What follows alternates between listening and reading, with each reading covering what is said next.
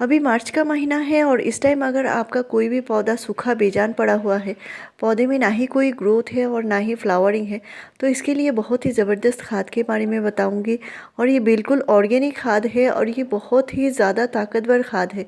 तो ये super powerful खाद है और इस तरह के खाद से आप अपने मिट्टी को रिचार्ज कर सकते हैं। अगर आपने मिट्टी में कोई भी खाद नहीं डाले हैं या कंपोस्ट नहीं डाले हैं, ये खाद जो है मिट्टी में से जो कंपोस्ट की कमी है उसको पूरा करेगा। पौधा जो है सूखा बेजान पड़ा हुआ है, पौधे में ना ही कोई ग्रोथ है और इसका कारण बहुत सारा हो सकता है। तो इनमें से कुछ ज़रूरी कारण मैं बताऊंगी जिनसे ठीक करके आप अपने पौधे को ठीक कर सकते हैं, पौधे में नया ग्रोथ ला सकते हैं। और सबसे पहले जो ज़रूरी काम है वो है मिट्टी, और मिट्टी को उपजाऊ बनाना बहुत ज़रूरी है। तो इसके लिए आपको मिट्टी में अगर आपने कोई भी कंपोस्ट नहीं डाला है फरवरी महीने से लेकर अब तक, तो मिट्टी को ज़रूर उपजाऊ बनानी होगी और आपको कंपोस्ट ज़रूर देना होगा। इसके लिए कावडंग कंपोस्ट या वर्मी कंपोस्ट दे सकते हैं, मैं जो हर एक वीडियो में बताती रहती हूँ। और ये कंपोस्ट महीने में कम से कम एक बार आपको हर एक पौधे में डालनी होगी, तभी पौधे में जो ग्रोथ है वो कंटिन्यू होती रहेगी। नहीं तो पौधे की ग्रोथ रुक जाएगी और फिर से चालू करना बहुत ही मुश्किल होगा। दूसरा है मिट्टी को उपजाऊ बनाना ज़रूरी है, मिट्टी में माइक्रोब्स होना ज़रूरी है। इसके लिए आपने अगर बार बार जो केमिकल खाद है वो डालते रहते हैं, या आपने पौधे को ऐसी कोई खाद नहीं डाली है जिनसे मिट्टी उपजाऊ बने, तो इससे भी पौधा जो है अच्छा न्यूट्रिशन नहीं पाता और रूट को अच्छी ताकत न मिलने की वजह से पौधे की ग्रोथ भी नहीं होती। तो इसके लिए जो मैंने लास्ट वीडियो डाली हुई है, इससे मिट्टी उपजाऊ बनती है। मिट्टी में जो माइक्रोब्स होते हैं यानी जो सूक्ष्म जो जीवाणु होते हैं वो बहुत ज़्यादा बढ़ जाती है, और इसके लिए आप ये लास्ट वीडियो ज़रूर देख लीजिए। यानी इस तरह के खाद आपको मिट्टी में ज़रूर देने होंगे, तो ये मिट्टी को उपजाऊ बनाती है और पौधे में ग्रोथ भी लाती है।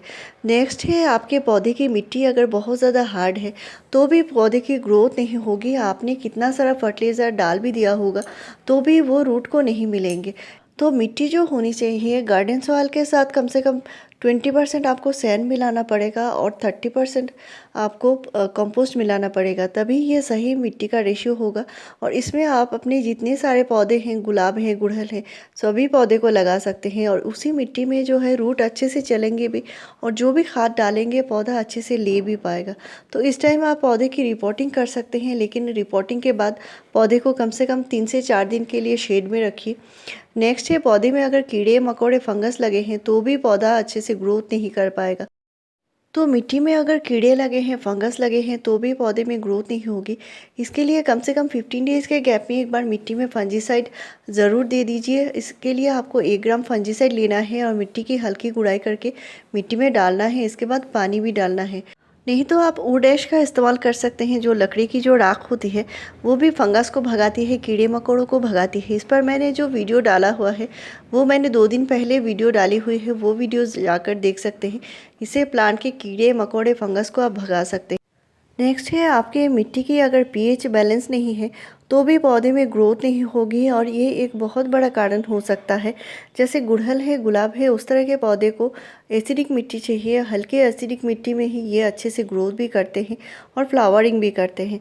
तो इसके लिए आप महीने में एक बार कम से कम 1 टीस्पून चाय पत्ती, जो यूज़ की हुई चाय पत्ती है उनका इस्तेमाल कर सकते हैं, और 1 टीस्पून चाय पत्ती को अच्छे से मिट्टी में गुड़ाई करके देनी है और इसके बाद पानी डालना है। इस तरह के फर्टिलाइज़र से आपके पौधे में ग्रोथ भी होगी और फ्लावरिंग भी होगी। तो यूज़ की हुई चाय पत्ती को अच्छे से धोकर सुखा लेनी है, इसके बाद ही इस्तेमाल करनी है, साथ ही साथ इस्तेमाल नहीं करना है। तो चाय पत्ती जो होती है बहुत ही बढ़िया होती है हमारे पौधों के लिए, और इनसे भी आप अपने पौधे में जो रुकी हुई ग्रोथ है उसको शुरू कर सकते हैं। तो प्लांट में ग्रोथ के साथ साथ फ्लावरिंग भी ज़रूरी है, और इसके लिए आप इस तरह के खाद इस्तेमाल कर सकते हैं। तो यहाँ पे मैंने 4 प्याज के छिलके को 1 गिलास पानी में डुबोकर रखा है 1 दिन के लिए, और 24 घंटे के बाद इस खाद को आप 3 गुना नॉर्मल पानी मिलाकर इस्तेमाल कर सकते हैं। तो इस तरह प्याज के छिलके का फर्टिलाइज़र आप कम से कम 10 दिन के गैप में पौधे में ज़रूर डालिए, और इसका रिज़ल्ट आपको 100% मिलेगा, जो मैं हमेशा से यूज़ करती हूँ और आपसे शेयर भी करती हूँ। तो ऑर्गेनिक फर्टिलाइज़र के ऊपर मेरे मेरे चैनल पर आपको 370 से ज़्यादा वीडियोस मिल जाएंगे। इनसे आप अपने पौधे में भर भर के फ्लावरिंग ले सकते हैं, ग्रोथ ले सकते हैं, पौधे को बहुत ज़्यादा हेल्दी रख सकते हैं। तो अभी मैं फिर से ऑर्गेनिक खाद के बारे में बताऊंगी, और ये जो खाद है इसको बनने के लिए कम से कम 3 से 4 दिन टाइम लगता है।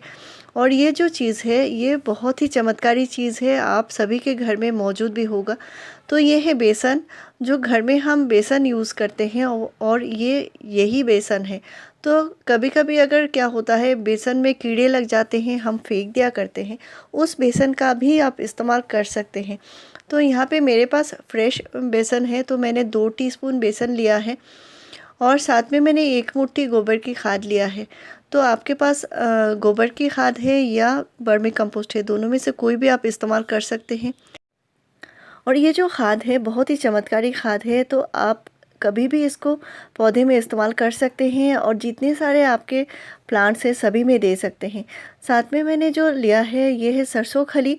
तो सरसों खली मैंने 2 टीस्पून लिया है, और साथ में मैंने 1 टीस्पून नीम की खली लिया है। तो ये सभी चीज़ें ऑर्गेनिक है, और इस तरह के खाद जो बनेंगे बहुत ही ज़्यादा ताकतवर खाद बनेंगे। और मिट्टी को फिर से रिचार्ज करने के लिए इस तरह के लिक्विड खाद आप दे सकते हैं। कम से कम महीने में 1 बार डालेंगे तो भी आपका हर एक पौधा फिर से ग्रोथ करना शुरू करेगा।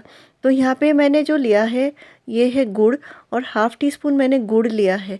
तो इस खाद का आप ज़्यादा करके बनाएंगे तो भी आप अपने सारे ही पौधे को दे पाएंगे, और 1 वीक रख के भी इसका इस्तेमाल कर सकते हैं। तो मैंने ½ टीस्पून गुड़ को अच्छे से घोल लिया है, और इसको मैं डाल रही हूँ। तो गुड़ से क्या होता है, ये जो खाद बनती है ये बिल्कुल बहुत ही बढ़िया सुपर खाद बनती है। तो इसको देने से पौधा बहुत ही ज़्यादा हेल्दी बनेगा। तो इसको कम से कम 3 से 4 दिन के लिए रखना होगा, ये अच्छे से फर्मेंट हो जाए तभी आपको देना होगा। और गर्मी में भी इसका इस्तेमाल कर सकते हैं। तो इस खाद का जो न्यूट्रिशन है इसमें एक कंप्लीट खाद है, और इसमें नाइट्रोजन, फास्फोरस, पोटेशियम और भी कई सारे माइक्रो और मैक्रो न्यूट्रिएंट्स हैं। तो इस खाद को आप सभी पौधे में दे सकते हैं, लेकिन मात्रा का इशू है। तो मात्रा जो है आपको इसे अच्छे से डाइल्यूट करना पड़ेगा। तो ये खाद 4 दिन बाद बनकर रेडी है, और अच्छे से फार्मेंट हो चुकी है। फार्मेंट होना बहुत ज़रूरी है। फार्मेंट होने से क्या होता है, इसमें जितने सारे माइक्रोब्स होते हैं बहुत ज़्यादा बढ़ जाती है। और आपके मिट्टी में अगर आपने कुछ भी फर्टिलाइज़र नहीं दिया है तो सिर्फ एक ही खाद मिट्टी को फिर से रिचार्ज कर सकती है। तो इसका आप 15 डेज़ के गैप में भी इस्तेमाल कर सकते हैं, और नहीं तो आप महीने में 1 बार दे देंगे तो भी आपका पौधा बहुत ज़्यादा हेल्दी बनेगा। तो पौधे में इस तरह देख सकते हैं फ्लावरिंग के बाद जो सीड पॉट बनना शुरू होता है, तो ये निकाल देनी है, क्योंकि ये जो सीड पॉट होती है ये भी पौधे की जो ताकत लेने लगती है, तो ये फ्लावरिंग को रोक देती है। तो आपको सीड पॉट बनने नहीं देना है। फिर से फ्लावरिंग लाने के लिए इस तरह पुराने फूल और सीड पॉट बनने नहीं देना है, इनको फेंक देनी है पौधे से। और पौधे को हमेशा क्लीन रखिए, मिट्टी को गुड़ाई करते रहिए। कम से कम 10 दिन के गैप में मिट्टी की हल्की गुड़ाई ज़रूर कीजिए। और लिक्विड खाद देने का बहुत ही ज़्यादा ज़रूरी है पॉट की मिट्टी में। प्लांट की जो रूट है वो सभी रूट इनको अच्छे से ले पाएंगे, इसके लिए लिक्विड खाद देना बहुत ज़रूरी है। तो गुड़हल को कम से कम आप 15 डेज़ के गैप में 1 बार लिक्विड खाद ज़रूर दीजिए। और इस तरह के मैंने जो बताए हैं फ्लावरिंग के लिए फर्टिलाइज़र, जैसे प्याज के छिलके का फर्टिलाइज़र या बनाना पील का फर्टिलाइज़र, इनको तो आपको ज़रूर देना होगा, तभी आप अच्छे से अच्छे फ्लावरिंग ले सकेंगे। तो अभी जो खाद है ये भी बिल्कुल कंप्लीट खाद है, लेकिन फिर से आपको पोटेशियम खाद भी ज़रूर देना होगा। तो खाद का जो डाइल्यूट का रेशियो है, अगर आपने 1 लीटर फर्टिलाइज़र बनाया होगा तो कम से कम इसे 7 से 8 लीटर नॉर्मल पानी मिलाकर ही पौधे में डालना है। तो यहाँ पे जो मैंने खाद बनाई है ये मैंने ½ लीटर खाद बनाई है, और इसको अच्छे से जितना ज़्यादा पतला करके देंगे उतना ही अच्छा है पौधे के लिए। तो जिस दिन खाद देनी है उस दिन आपको मिट्टी में पानी बिल्कुल नहीं डालना है। और आपने देखा होगा मेरे पॉट की मिट्टी ड्राई हो चुकी है, तो ड्राई मिट्टी में ही देना है, नहीं तो रूट जो है वो अच्छे से ले नहीं पाएंगे। तो छोटा प्लांट है तो 100 ml दीजिए, अगर प्लांट थोड़ा बड़ा है तो आप 200 ml तक दे सकते हैं। और इस तरह छोटे से छोटे प्लांट में भी आप भर भर के फ्लावरिंग ले सकते हैं। तो ऐसे ही इन्फॉर्मेटिव वीडियोस पाने के लिए मेरे चैनल को ज़रूर सब्सक्राइब कीजिए, लाइक शेयर और कमेंट कीजिए। वीडियो पूरा देखने के लिए थैंक यू।